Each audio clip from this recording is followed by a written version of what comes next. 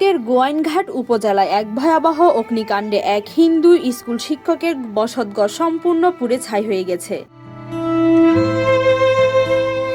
বৃহস্পতিবার 15 জানুয়ারি 2026 বিকেল আনুমানিক 3টা 50 উপজেলার 7 নং নন্দীরগাঁও ইউনিয়নের বহর গ্রামে এই ঘটনা ঘটে।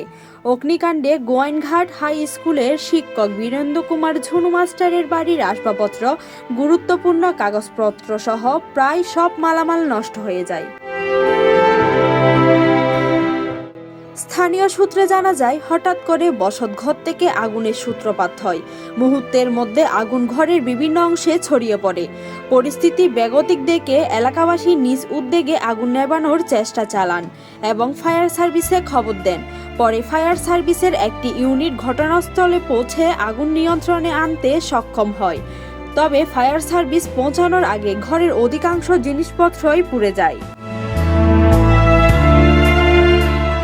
এদিকে অগ্নিকাণ্ডের ঘটনা এলাকায় তীব্র ক্ষোভ ও হতাশা দেখা দিয়েছে।